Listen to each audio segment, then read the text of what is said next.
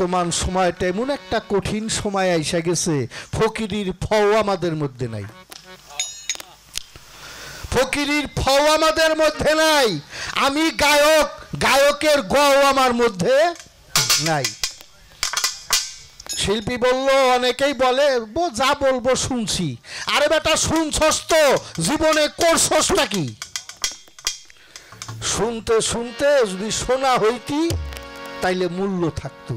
শুনতে শুনতে শোনা হইয়া গেলি আর মূল্য তো রইল না। শোনা হয়ে গেলে কখনোই মূল্য থাকে না।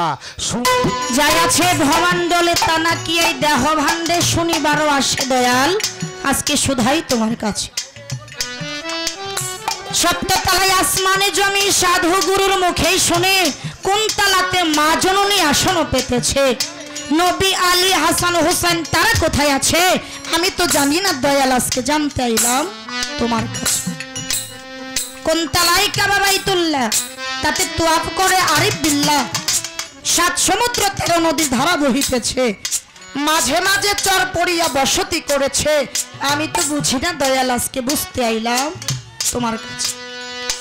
এই যমুনা নদীর পাড়ে যারা বসবাস করে, যখন পানি আসে, বর্ষা সিজন আসে, তখন কিন্তু থাকার মধ্যে একটা বাসস্থান তৈরি করা যায় না, কারণ পানিতে ভরপুর। আর যখন মাঝে মাঝে চর পড়ে যায়, তখন ওই চরের মধ্যে কিছু মানুষ থাকার জন্য একটা বাসস্থান তৈরি করে। আর যখন পানি থাকে তখন কিন্তু সম্ভব না। তো ওই রকম আমার মানব দেহের মধ্যেও চর আছে, যেই চরের মধ্যে মানুষ বসবাস করে। ও দয়াল, আমার শুধু এতটুকু কথা, আমি শিল্পী সরকার, আমিও তো মানুষ কুলেই জন্ম পেয়েছি, আমিও তো মানুষ, আমার জন্মটা তো মানুষ কুলে। তাহলে আমার মাঝেও চর পড়ে, সেই চরের মধ্যে আবার মানুষের বসবাস। তাই দয়াল, আমি একটু জানতে চাই, একটু বুঝতে চাই, এটা আবার কোন মানুষ, এটা কোন মানুষ? আমি কোন কর্ম করলে, কোন সাধন করলে, কোন ভজন করলে আমি এই মানুষের সন্ধান পাবো? আর এই মানুষের সন্ধান পেয়ে আমি আমার মাওলার কাছে পৌঁছাইতে পারবো। বিষয়বস্তু কি? এই যে গানের ভিতরে কিছু কথা, কিছু আলোচনা আমার গুরুজির যেই জায়গা থেকে ভালো লাগে, আমার দয়াল যেন ঠিক ওই জায়গা থেকে একটু বোঝানোর চেষ্টা করে আলোচনা রাখে। এই গেল আমার মূল গানের কথা। এইবার হলো আমার মৌখিকভাবে একটা কথা থাকবে, সেই কথাটাই রকম।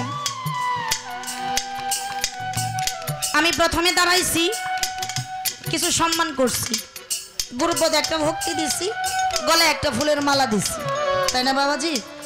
বর্তমান যে অবস্থা, আর বর্তমান যে গুরু শিষ্য, হাদিসের মধ্যে আসছে, আমার দয়াল নবীর আমল থেকে আসছে, গুরুকে দেখা মাত্র গুরুপদে ভক্তি দিতে হবে। কি সত্য কিনা কথাটা? আর বর্তমানে আমরা সেটা করি না। কেন করি না? এমনও আছে দয়ালের বাড়ির পাশে অনেক শিষ্য সেবকের বাড়ি আছে, সকাল হইলে দেখা হয়, এই কাঁঠাল বাগান দোকানে আসলে দেখা হয়। ওই যে মনে করা যায় দয়ালকে দেখা মাত্র গুরুপদে ভক্তি দিতে হবে, মনে মনে চিন্তা করি, রাত্রিবেলা হইলেও একটা কথা ছিল, ভক্তি দিলে তো আমার কেউ দেখতো না, কারণ ভক্তি দিতে গেলে তোমার মাথাটা নিচু করতে হবে, না মাথা উঁচা রাইতে ভক্তি দেওয়া যায়? সম্ভব না। চিন্তা করি আমি নিজে, দিনের বেলা হইল মানুষের দিয়ে যদি আমার দেখে, আমার তো মান সম্মানের কিছু থাকবো না। আমি আমার নিজের মান সম্মানের কথা চিন্তা কইরা আমি আমার দয়ালের প্রাপ্য সম্মানটুকু দেই না। আসলে বিষয়টা এরকম না। গুরু যেখানে যে অবস্থায় থাকুক না কেন, অবশ্যই অবশ্যই দয়ালকে গুরুপদে ভক্তি দিতেই হবে। কিন্তু আমার মতো কিছু আম কাঙাল আছে, আমার মতো কিছু আম শিষ্য আছে, আমার মতো কিছু আম সেবক আছে, যারা দয়ালের সাথে কিছু দরবারে যায়, দয়াল রে ফুলের মালা দিয়ে সম্মান করে, আমারে ফুলের মালা দেয় না, আমি রাগ করে চলে আসি। আছে না এরকম? রাস্তা দিয়ে যাই আর কয়ে দয়ালের লগে গিয়েছিলাম, দয়াল রে মালা দিল, আমারে নাই দিল, আমার একটা তো ফুল দিতে পারতো, আমার সম্মানটা কই রইল? এরকম আমরা বলি না। আসলে বিষয়টা বুঝলাম না। যদি প্রকৃত পক্ষে জানতে পারতাম আসলে এই ফুলের হাকিকত কি, তাহলে কিন্তু ওই কথার মুখেও ভুলেও বলতাম না। তাই আমি তাদের জন্য আমি একটু কথা রাখতে চাইবো, একটু জানতে চাইবো। ও দয়াল, যেই মালাটা আমি আপনার গলায় দিছি, এই মালাটা ফুলে ফুলে ভরা। আবার কিছু কিছু জায়গায় আমরা গান করি, দেখা যায় ফুল গুনে দেওয়া হয়, হয়তো 3 ফুল দেয় বা 5 ফুল দেয়, 7 ফুল দেয়, 11 ফুল দেয়। এটার মধ্যে বেজোড় থাকে, কোনো জোর থাকে না। আবার কিছু কিছু জায়গায় একটা ফুলই দেয়। আবার এইরকম ফুলের মালা, বর্তমানে একটা মালার গানও ভাইরাল হয়েছে, হ্যাঁ, যে গান শুনলে আর ওষুধ পানি লাগে না, অসুস্থ মানুষ একাই সুস্থ হয়ে যায়। এই গানটা জানি কিরকম, এই আজগর ভাই এইদিকে এইদিকে এইদিকে তাকো, এইদিকে। দয়ালের আল্লাহ বহরে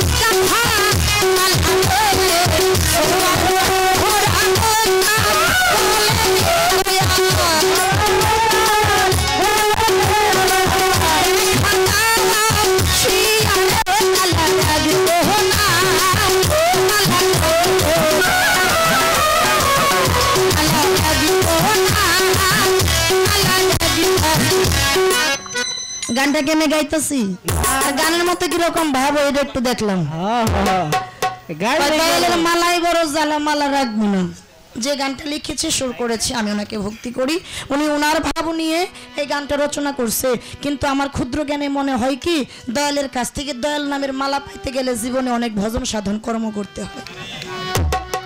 যে ভজন সাধন কর্ম কইরা আমার জিয়ারত চান, আমার সেই সারোয়ার চান, আমার কালাম চাঁদের কাছ থেকে দয়াল নামের মালা পাইছে, তার জন্মটাই তো ধন্য হয়ে গেছে। সে মনে মনে ভাবে আমার জীবন থাকার না থাক, আমার সরোয়ার চাঁদের নামের মালা যেন আমার গলার থেকে কোনোদিন খুলে না। তাই আমি এই জায়গা থেকে আমার গুরুজির কাছে একটু জানতে চাই, বুঝতে চাই, ও দয়াল, যেই মালাটা আমি দিয়েছি, লালন সাইজের একটা গানের বাণী আছে, একটা নারকেলের মালা তাতে জল তোলা ফেলা করম দেশে, পাগলের সঙ্গে যাবি পাগল হবি বুঝবি শেষে। এই জায়গায় লালন সাইজের নারকেলের মালা করেছে, আর এই জায়গায় ফুলের মালা। আর আরেকটা সাধকের বাণী, সেটার মধ্যে বলছে, ফুল যখনই গাছে ফুটে যাইও ফুলের নিকটে, চুম্বন করো তুই ঠুটে নোয়া মাথা। সাধক বলেছে শুনেছি, কোনো কিছু বুঝি নাই, তাই আমি আমার মুর্শিদের কাছে জানতে চাই, ও দয়াল, এই ফুলের হাকিকতটা কি? এই ফুল কোন সময় কিভাবে ফুটে আর কিভাবে তুলে মালা গেথে একজন গুরু গোসাইয়ের গলায় পরানো হয়? একটা মাত্র কথা আর আমার গানের ভিতরে কথা, এই পর্যন্তই কথা রইল। ধন্যবাদ। যখন গান জগতে আমি মোটামুটি চলতেছি ওই সময় তো ভালো, তোমার আরিফ পীর সাহেবের এটা আত্মীয় বাড়ি, অনেক অনেক ধন্যবাদ, যাই দেখা হলো। তবে শিল্পী, দয়াল কাঙাল পালা দিলে মানুষ থাকে না, এটা ঠিক আছে, একটু রাখেন। মানুষ থাকে না এইটা আমার দুঃখ না, মানুষ থাকে না এটা আমার দুঃখ না, আমি মানুষ থাকতেও বলি না।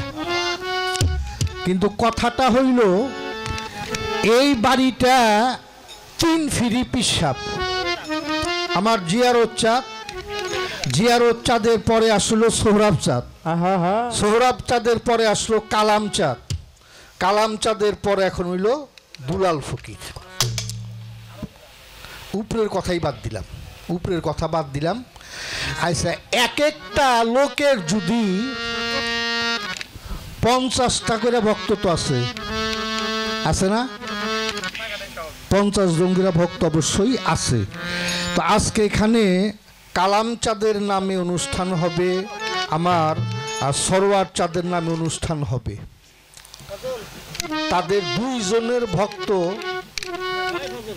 অন্তত 200 থাকা দরকার এই দরবারে। আমার দুলাল চাঁদের 100, 300, তাইলে 300 লোক তো এখানে স্টিল থাকা প্রয়োজন, বাইরের মানুষ বাদ। কি ফারুক ভাই, তারা কও এইখানে তো যারা বসে আছে এগুলা প্রায়ই ভালোবাসার মানুষ, এর সাথে আত্মার সম্পর্ক, ওর সাথে আত্মার সম্পর্ক, এই আত্মার আত্মীয়তার খাতিরে এই জায়গার মধ্যে আইসা বসে আছে, আজকে হযরত চাঁদ বসে আছে, হেলাল পীর সাহেব বসে আছে। এরা তো ভালোবাসার তাগিদে, এরা তো দরবারের ভক্ত না, কিন্তু দরবারের ভক্ত যারা, সেই ভক্তগুলা কই? তোমাদের তো পালার প্রয়োজন না। আজকে রাত্রিটা হলো এখানে রাত জাগা। কেন? আজকে রাত্রে যদি কামাই করতে পারো কইরা নিয়ে যাবা, আর কামাই না করতে পারলে হবে না। বাবা, বর্তমান সময়টা এমন একটা কঠিন সময় আইসা গেছে, ফকিরির ফও আমাদের মধ্যে নাই। ফকিরির ফও আমাদের মধ্যে নাই। আমি গায়ক, গায়কের গও আমার মধ্যে নাই। শিল্পী বলল, অনেকেই বলে যা বলবো শুনছি। আরে বেটা, শুনছস তো, জীবনে করছসটা কি? শুনতে শুনতে যদি শোনা হইতি তাইলে মূল্য থাকতো। শুনতে শুনতে শোনা হইয়া গেলি, আর মূল্য তো রইল না। শোনা হয়ে গেলে কখনোই মূল্য থাকে না। শুনতে শুনতে শোনা হইলে, শোনার মানুষ যদি হয় তাহলে তার মূল্যায়ন জগতের মধ্যে আছে। বাবা, সেই শোনার মানুষ হওয়ার রাস্তায় আমাদের অগ্রসর হতে হবে। আমাকে দয়ালের পালা দেওয়া হয়েছে। বাবা, দয়াল আমি না। দয়াল হইল আমার জিয়ারত চাঁদ, দয়াল হইল আমার সোহরাব চাঁদ, দয়াল হইল আমার কালাম চাঁদ। এখানে সাধুগুরু যারা, তারা হইল দয়াল। আমি হইলাম দয়াল পক্ষের একজন উকিল। উকিল যেমন কোর্টে দাঁড়িয়ে বাদী বিবাদীর পক্ষ নিয়ে ওকালতি করে, আমি আজকে দয়ালের পক্ষ নিয়ে, দয়ালের পক্ষের থেকে দু চার কথা কাঙালের কাছে উপস্থাপন করব। আসলে দয়াল আমি না, দয়াল যারা তারাই হইল দয়াল, আমি হইলাম উপলক্ষ মাত্র। আমার আরিফ পীর সাহেব বলল, আমরা কেন আসলাম, কোথায় আসলাম, কোথায় যাব, এটা বিশাল একটা বিষয়। এই দুই চার কথা দিয়ে এই কথার মীমাংসা করা যাবে না। এই তিনটা কথার জন্য নিমাই সন্ন্যাস গ্রহণ করছিল। নিমাই সন্ন্যাস গ্রহণ করছিল। বালক নিমাই রাস্তায় খেলা করে, গুরুদেব ধরে জিজ্ঞাসা করলো, নিমাই ছিলা কোথায়, আসলা কোথায়, যাবা কোথায়? এই তো নিমাই বৈষ্ণব গ্রহণ করলো। আমি আর সংসারের মায়ায় থাকবো না। স্ত্রী আইসা বাধা দিল, আমাকে রেখে তুমি কোথায় যাও? বলে, আজকের থেকে আমার কোনো স্ত্রী এই জগতের মধ্যে নাই। মা আইসা বাধা দিল, নিমাই রে তুই আমায় ফেলে কোথায় যাস? নিমাই বলল, মা তুমি যদি আমাকে এই মায়াময় সংসারের কুহকে বন্দি করে রাখতে চাও, তাহলে তো আমার মুক্ত জীবনের আশার কোনোদিন হবে না। তুমি আমারে মোহ মায়ায় আবদ্ধ করো না। আমি কোথায় ছিলাম, কোথায় এসেছি, আর কোথায় যাব, এইটা যতক্ষণ পর্যন্ত আমি নিশ্চিত করতে না পারবো, ততক্ষণ আমার কর্ম সম্পাদন হবে না। আমরা ছিলাম আমাদের ইসলাম ধর্ম মতে, আমরা ছিলাম আলমে আরওয়ার মধ্যে। সেখান থেকে আসলাম পিতার মস্তকে, পিতার মস্তক থেকে গেলাম মায়ের রেহেমে, মায়ের রেহেম থেকে আসছে দুনিয়াতে। এই দুনিয়ার কর্ম দ্বারা আমার ফল ভোগ করতে হবে। আমি কোথায় যাব, আমি কোথায় যাব, এটাই দুনিয়ায় আমি যা করব তাই দিয়া আমার সামনের দিকে অগ্রসর হবে। আমি ভালো রাস্তায় যাব না বন্ধ রাস্তায় যাব, পুরস্কার পাবো না তিরস্কার পাবো, আমি কি মানুষ থাকবো না এই মানুষের পোশাকটাকে পাল্টিয়ে আমাকে একটা জীব জানোয়ারের পোশাক পরিয়ে দেওয়া হবে। সেটা হইল আমার কর্মফলে নির্ধারণ হবে। আমি জসিম সরকার, এখন পাঞ্জাবি বসি, আমি পাঞ্জাবিওয়ালা, তাই না? পাঞ্জাবি খুইলা শার্ট পিনলে আমি শার্টওয়ালা, শার্ট খুইলা গেঞ্জি পরলে আমি গেঞ্জিওয়ালা। এই মানুষের পোশাকটা খুলে যদি একটা কুকুরের পোশাক পরিয়ে দেওয়া হয়, আমি হব জগতের মধ্যে কুকুর। একটা শ্রীগালের পোশাক পরিয়ে দিলে আমি হব শ্রীগাল। এই মানুষ জনমটাকে ধরে রাখার জন্যই এত সাধন, এত ভজন। বাবা, গুরু কৃপা হলেই অনেক কিছু সম্ভব হয়। এই জন্য গুরুর সাথে মোহাব্বত রাখতে হয়। এটা বাজারও বুঝি না, হাটও বুঝি না। গুরুকে ভক্তি দিতে যারা লজ্জা পাও, আমি বলি তারা গুরুর দরবারে যাইও না, গুরুর দরবারে যাইও না। কারণ গুরুর দরবারে যাইয়া তুমি তো নষ্ট হইছই, তোমার গুরুকে শুদ্ধা নষ্ট করবা। বেটা গুরু কি বুঝস তুই? গুরু হইল জাতে খোদা, খোদার জাতে যে জাত মিশাইল সে হইল জগতের মধ্যে গুরু। আল্লাহকে দেখা যায় না, আল্লাহকে একক একক সত্তা, কিন্তু আল্লাহ বলেছে আমাকে যদি কাঁদতে পাইতে চাও, আমাকে যদি কেউ দেখতে চাও, তাহলে আমার পরিষদের একজন ব্যক্তির সান্নিধ্যে গিয়া তার খেদমত করো, তার ভালোবাসা অর্জন করো, তার প্রতি মহব্বত রাখো, তাহলে আমাকে চিনতে জানতে পারবে। মানারাফা নাফসাহু ফাকাদারাফা রাব্বাহু, যে তার নফসকে চিনেছে সেও নফসকে চিনেছে, সে তার রবকে চিনেছে।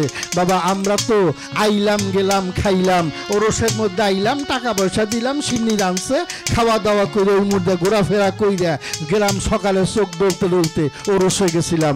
ইহার নাম ওরস না। ঐশ্বরিক রস যেখানে পরিব্যাপ্ত হয় তাকেই বলা হয় ওরস। ঐশ্বরিক রস যেখানে পরে বাবা, সেই পাত্রটা লাগে ধরার জন্য। তোমার কাছে যদি সেই পাত্র থাকে তাহলে তো সেই রস তুমি ধইরা সেই রস আস্বাদন করতে পারবা। আর যদি তোমার কাছে সেই বাসন না থাকে তাহলে কিন্তু সেই রস তুমি আস্বাদন করতে পারবে না।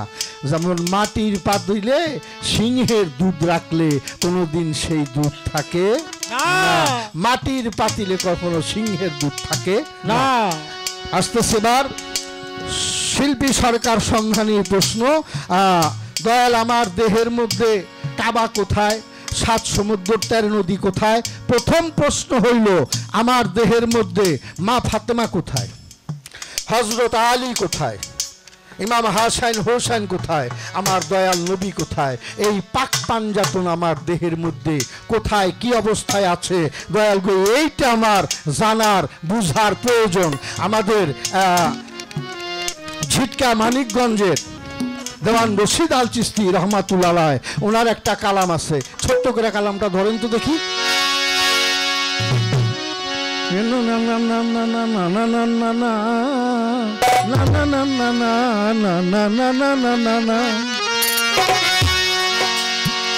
চলো আমার চলো পাঞ্জাতন রুহু পঞ্চজন যাতে বিরাজ করে আগে, চলো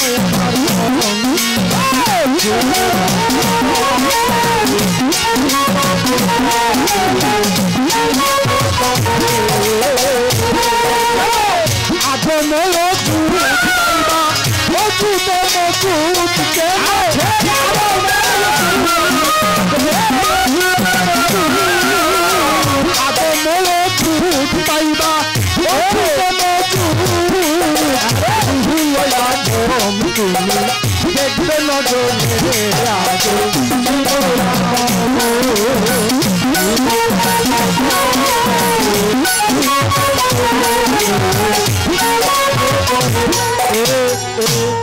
পঞ্চজাত, এই পঞ্চজাতকে আগে চিনতে হবে, আগে বুঝতে হবে। এই 5টা জাত আপ, আতশ, খাক, বাক, নূরে ছাপা। সনাতন বলেছেন ক্ষিতি, অপ, তেজ, মরুদ, ভোগ। 5টি রুহু, রুহে হাওয়ানি, রুহু ইনসানি, রুহু নাবাতি, রুহু জামাদি, আর হইল রুহু কুদ্দুসি। আপ, আতশ, খাক, বাক, নূরে সাফা। এই 5টি বিষয়কে তোমার জানতে হলে আমি একটি গান রাখবো। এই গানটা আমাদের সাধক রজ্জবালী দেওয়ানের, যেখানে গানটা দেহতত্ত্ব গান তো জিজ্ঞাসা করেছে, আগে একটা দেহতত্ত্ব গানই ধরি, তারপরে দেখা যাবে। ক্ষিতি অত্যাজ মরুদ বনে, আগুন পানি বাতাস মাটি নূর, এই পঞ্চবিংশুতের গড়া। মাটি হতে হইল দেহ পিঞ্জিরা রে মনা, মাটি হতে হইল দেহ পিঞ্জিরা। আগুন পানি পঞ্চবিংশুতের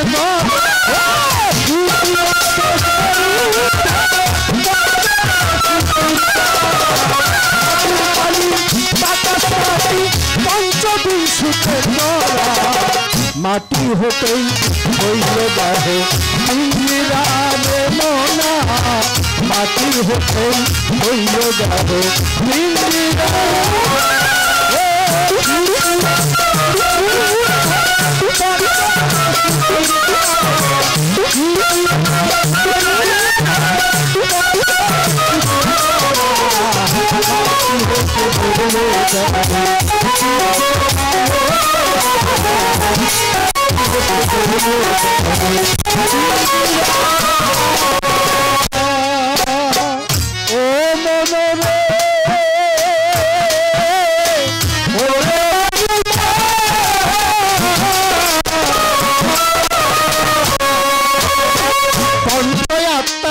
পঞ্চগুণে জীবাত্মা বায়ুর শুনতে পারো সাধক জনে যারাই ওই তত্ত্বের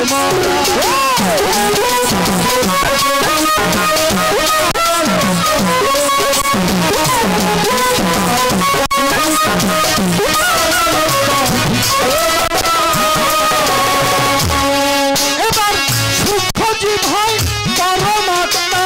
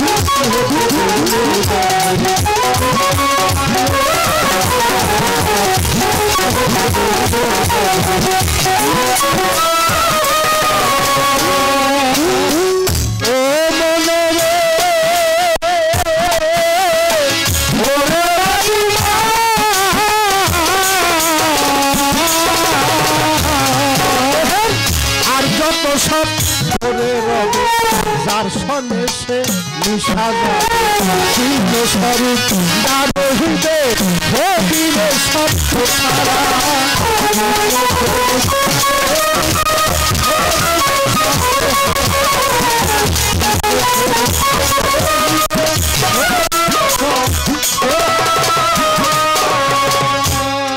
তবে পরমাত্মার মরণ নাই জগতে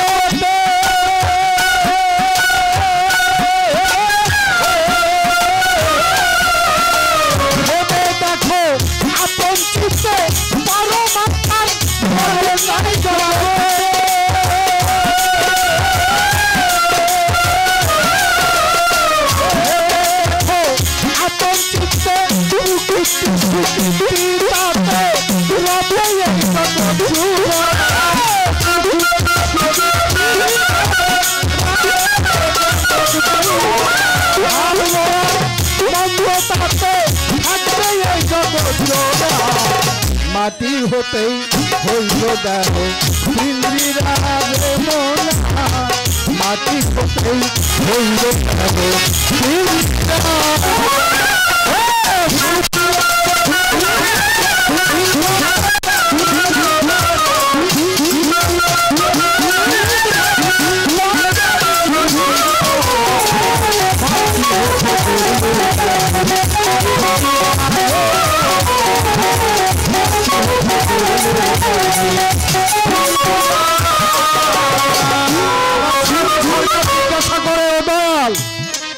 দেহের মধ্যে আমার মালিক কোথায় আর আমি কোথায়?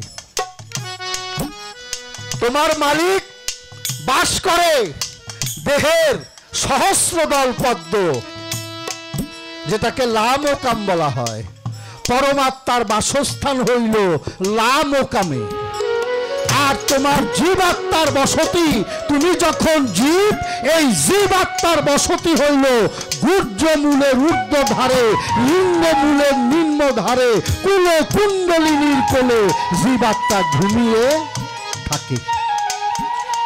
সাধন দ্বারা 6টা চক্রকে ভেদ করে যদি জীবাত্মা ঊর্ধ্বমুখী হয়ে ক্রমান্বয়ে গিয়া এই পরমাত্মার সঙ্গে মিলিত হইতে পারে, তার আত্মাটা বের হয়ে যায় এই লামকাম দিয়া, পরমাত্মার সঙ্গে একত্র হইয়া। তার আর আসা যাওয়ার দরকার নাই। সেই আত্মাটাই হইল মুক্তিপ্রাপ্ত আত্মা। আর যেই আত্মাটা মুক্তিপ্রাপ্ত, সেই আত্মাটাই হইল ওলি আল্লাহ গাউস পাকের আত্মা। সেই আত্মাটা হইল মুক্তিপ্রাপ্ত আত্মা। আর তা যদি পরমাত্মার সঙ্গে তোমার সংমিশ্রণ না হয়, পরমাত্মা বের হয়ে যাবে লামকাম দিয়ে, আর জীবাত্মা বের হয়ে যাবে গুর্জমূল দিয়ে। গুর্জমূল দিয়ে বের হয়ে যাবে। ওরেই আবার ঘুরতে হবে 84 লক্ষ জনি। সনাতন ধর্মে বলে তার আসা যাওয়া বারণ হবে না।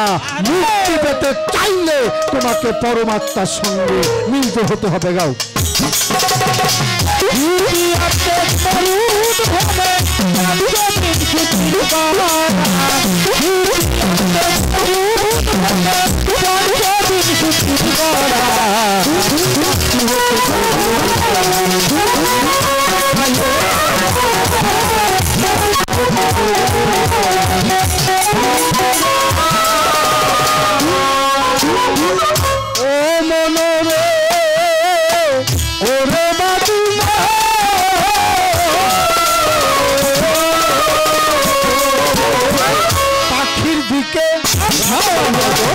দেখলেই পাখি হবি অমর, বসত করে দিল্লির শহর মদিপুর মিলন।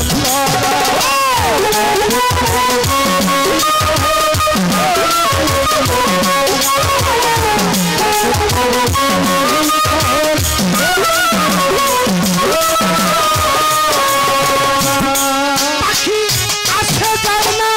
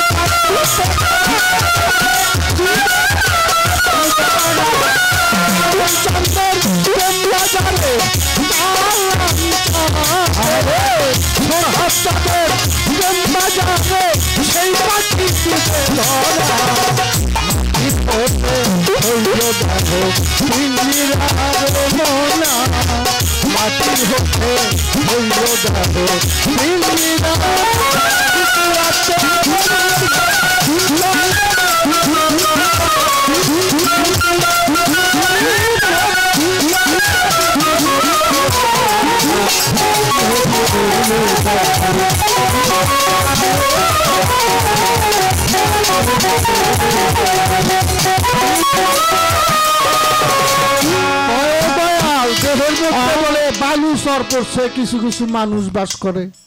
হ্যাঁ, অনেক মানুষের বাসই দেহের মধ্যে আছে। অনেক মানুষের বাস,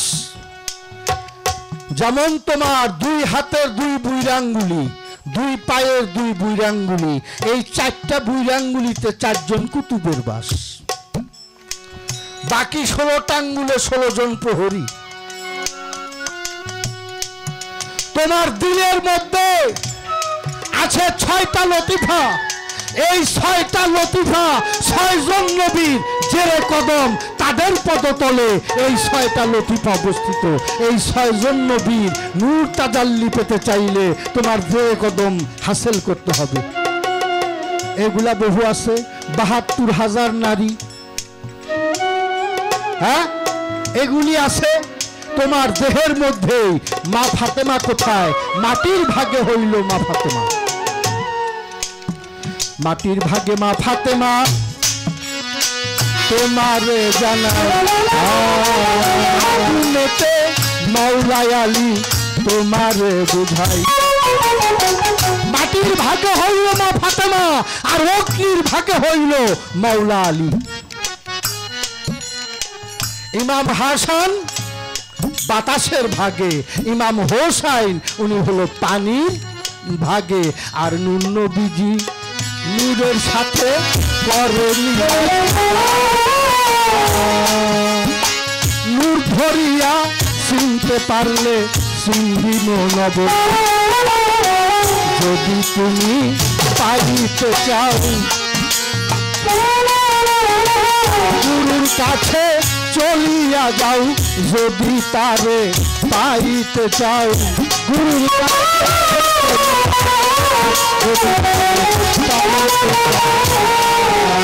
এই দেহের মধ্যে কাবা আছে। কাবা হইল সাধকের ভাষায় পঞ্চপ্রকার, পঞ্চপ্রকার কাবা। এই 5 প্রকার কাবা সবচাইতে বড় কাবা।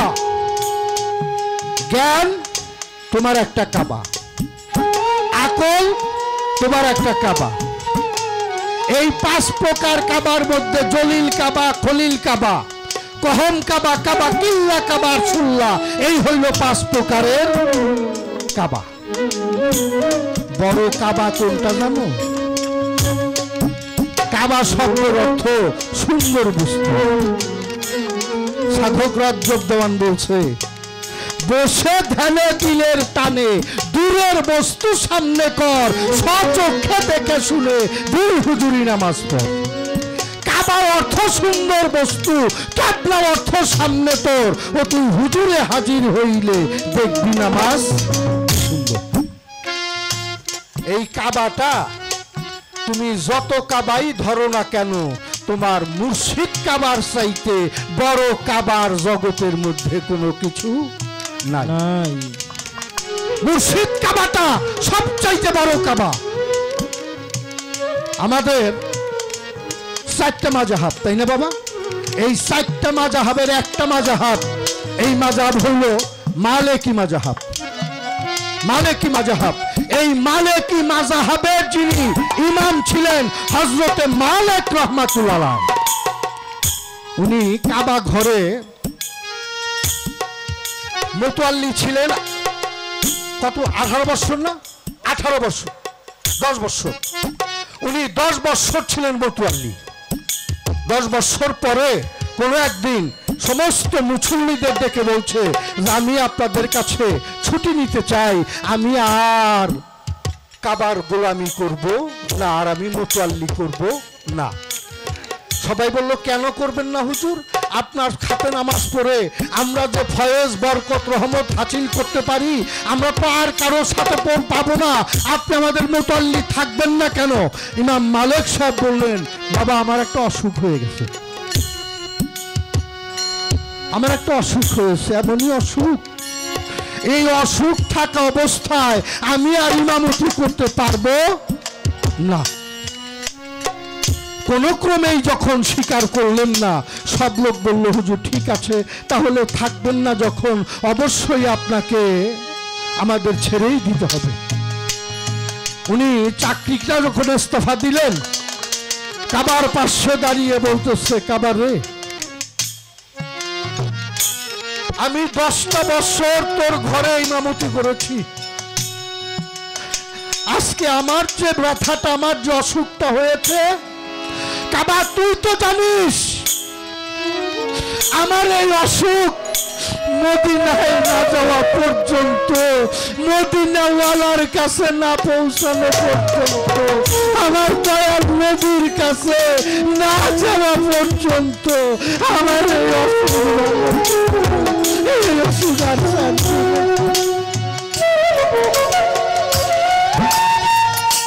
কাবা বলতেছে, মালিক একটু খুলে দাও।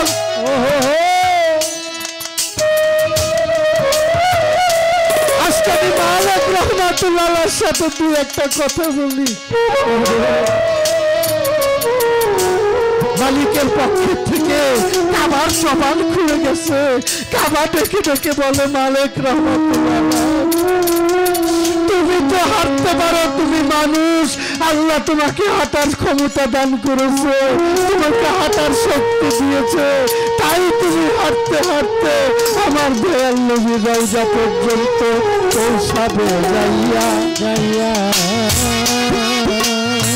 আমি কাবা কি করব এই জগতে থাকিয়া? তুমি তো হাইটা পৌঁছাবে গিয়া মদিনার রওজা।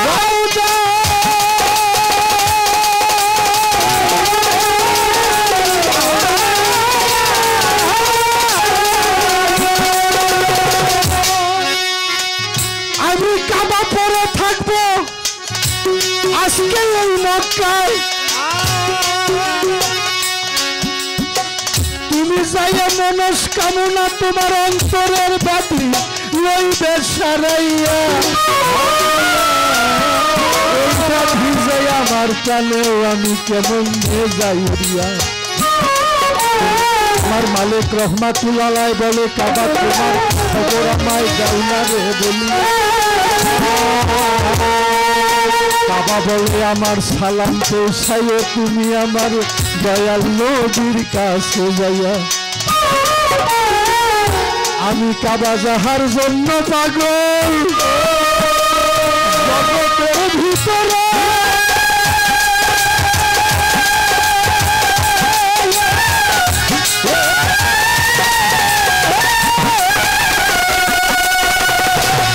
আমি কাবার কাবা যখন আছে ওই মদিনার পরে, আমি কাবার কাবার যখন মদিনাতে আমার সালাম পৌঁছে দিও মদিনার রওজা। বাবা যে যাহারে ভালো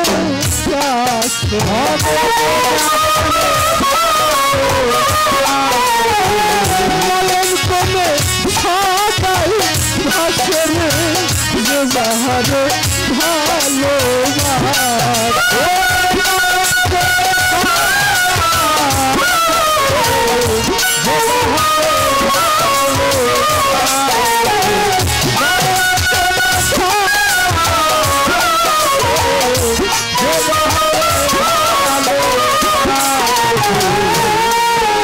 আমার সোহাব চাঁদকে যে ভালোবেসেছে জগতে যাইয়া,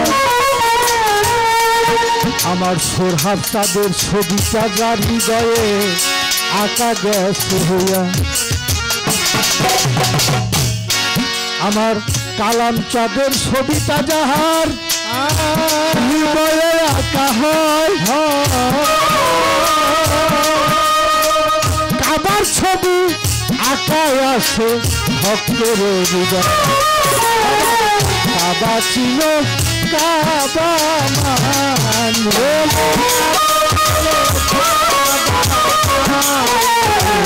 দূরের বস্তু সামনে আনরে, কাবা ছিল কাবা মান।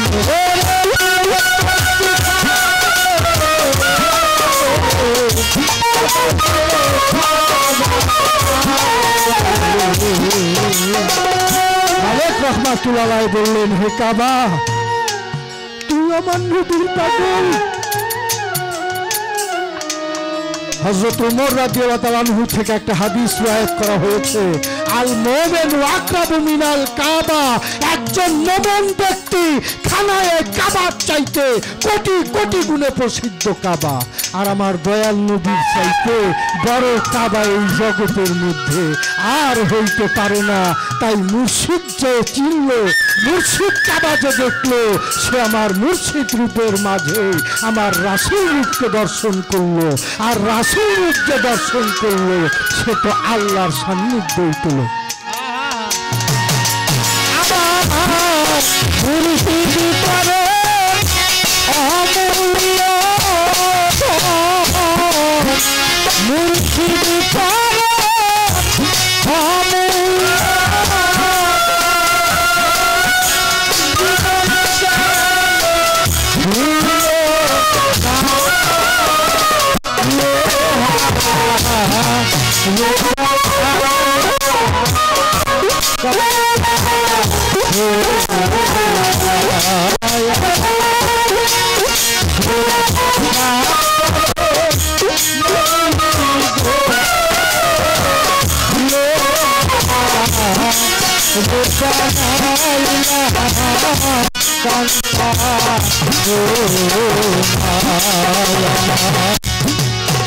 সালাম করো যে করলো সাধে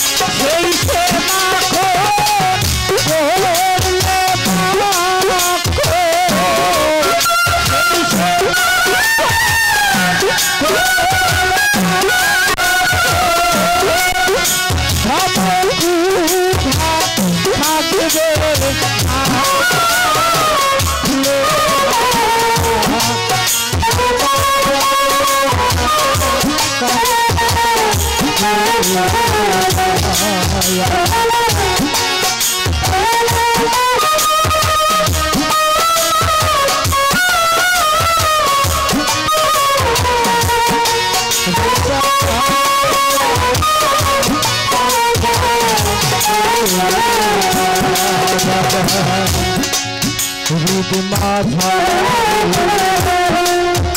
আর কাছে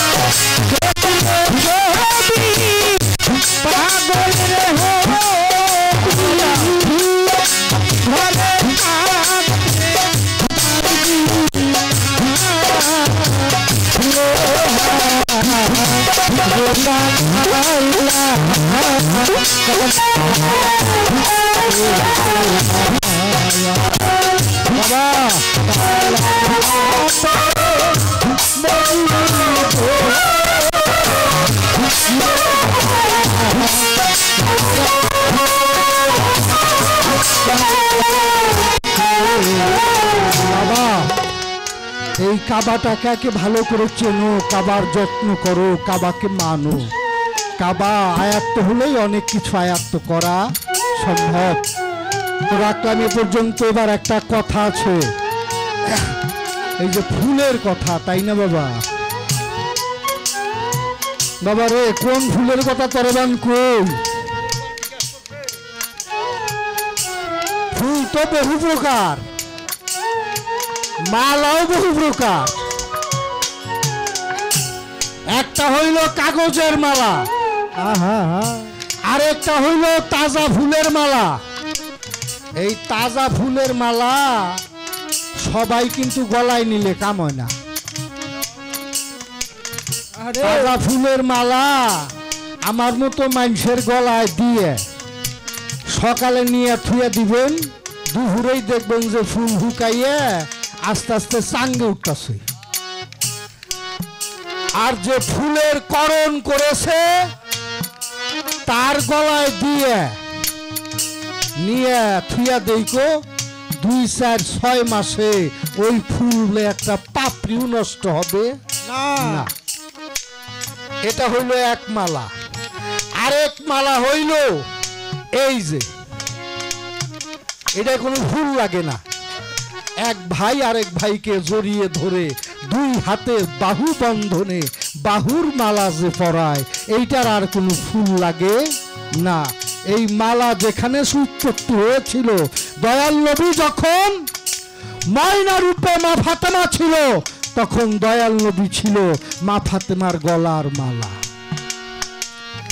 আর দয়াল নবী যখন দরক্ত কিনে ময়ূর বা ময়ূরিনী, তখন ফাতেমা হইল গলার মালা। এইখানে আর তিনটা নাই। এটা হলো একজন, আমরা যে মালাটা দেই, একজন দাতা একজন গ্রহীতা, তাই না? একজন দেয় একজন নেয়, মাঝখানে থাকে মালাটা। আরে ওইখানে তা না, ওইখানে ফাতেমা হয়েছিল নবীর গলার মালা, আর নবী হয়েছিল ফাতেমার গলার মালা। তুমিও যদি তোমার মুর্শিদের গলার মালা হইতে পারো, তাহলে আর এত ফুল খোঁজাখুঁজি লাগবে না। তবে একটা কথা বলেছে, প্রথম মাসে যে ফুলটা ফোটে, একটা গান আমি রাখি, গানটার মধ্যে যতটুকু সম্ভব উত্তর দিয়ে দেব। আর এটার বিশ্লেষণে যাইতে পারবো না, বর্তমান ইউটিউবের যুগ তো, এর মধ্যে গেলেই বেজালে পড়ুম, ওইটা আমার বিষয় না। সাধক লেখছে, আমি গানটা শোনাই, গানটা তুমি শোনো। বাবারে দিন নক্ষত্র ঠিক রাখিয়া যাইও মায়ার, সাদের হাতে প্রথমকার ফুল ফুটে, যদি প্রথমকার ফুল ফুটে।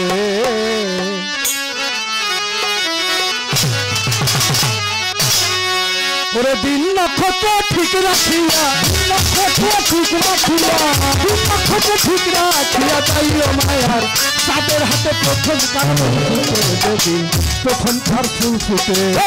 নক্ষত্র ঠিক রাখিয়া, নক্ষত্র ঠিক রাখিয়া যাইও মায়ার,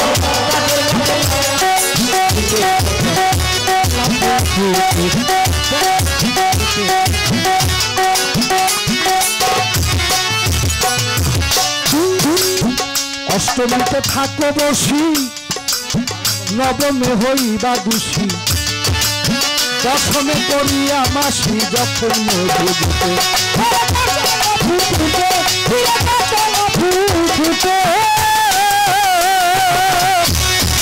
পাগলা মদন পরে চাটল মাথা কুটে,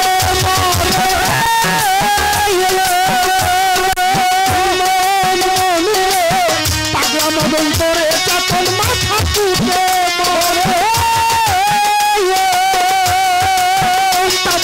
ছাত্রাস দিয়া সমাধি চারপাশ দিয়া, ছাত্রাস দিয়া বান্ধা দিও, জঝাই কোটে বান্ধা দিও তারে, জঝাই কোটে প্রথম তার ফুল ফুটে, যদি প্রথম তার ফুল ফুটে। ওরে দিন নক্ষত্র ঠিক রাখিয়া, দিন নক্ষত্র ঠিক রাখিয়া যাইও মায়া, তার ফুল ফুটে, যদি প্রথম তার ফুল ফুটে। ওরে দিন নক্ষত্র ঠিক রাখিয়া,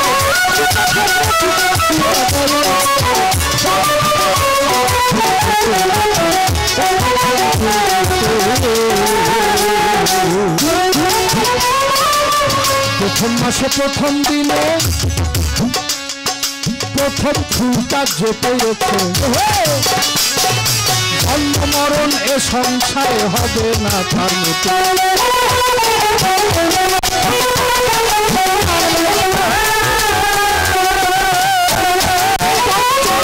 রসিক যারা ধন্য মানুষ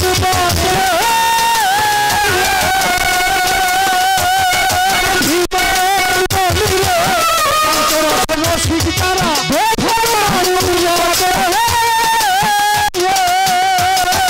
সময় গেলে আর হবে না, আর হবে না। কেউ যদি ভাই মাথা তুলে ভাই মাথা তুলে প্রথম তার ফুল ফুটে, প্রথম তার ফুল ফুটে।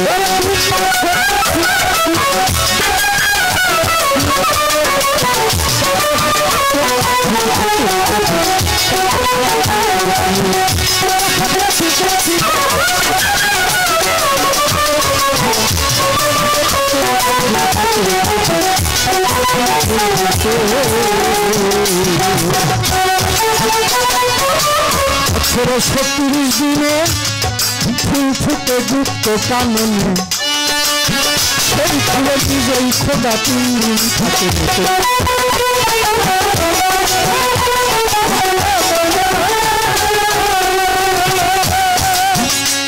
আরে রসিক যারা ছুটে বেড়ায় অনুরাগের চোরাটা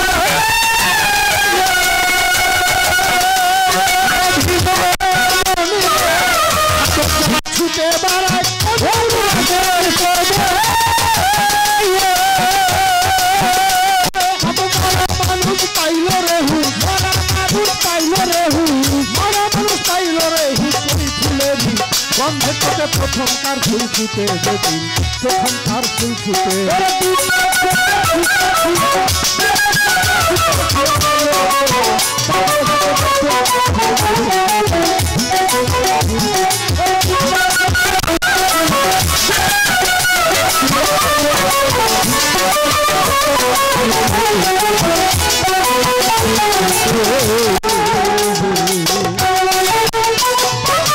যখন গাছে কলি উঠে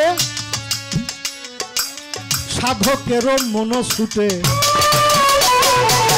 কত সাধক না চিনি আর রাস্তায় মাথা কুটে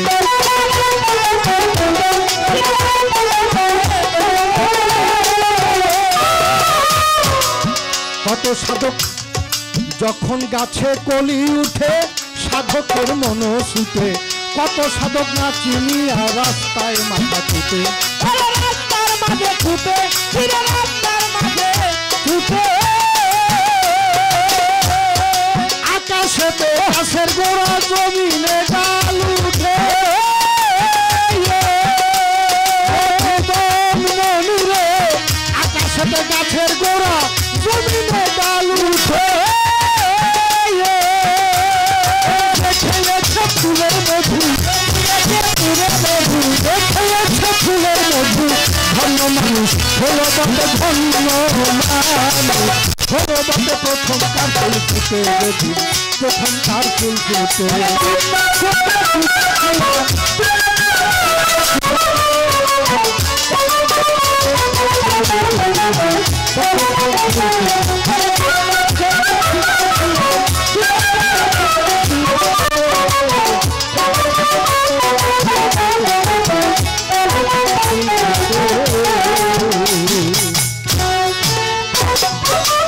বাহারুল হায়াতের কাছে সেই ফুলটা ফুটি আছে তাহার পাশে একটা নদী ধার বহে খুব ছোট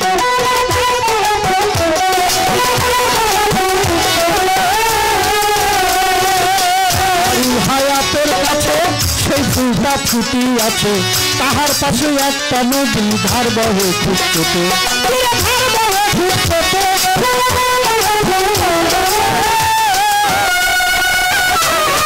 নদীর পানি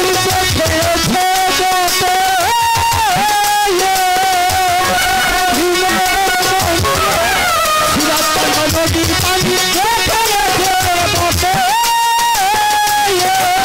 ভাতের বাঁধন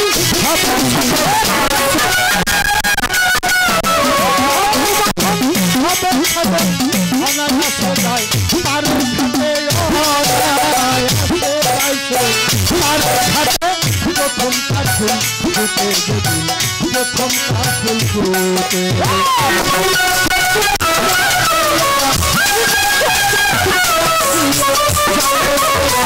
তাদের হাতে প্রথমকার ফুল ফুটে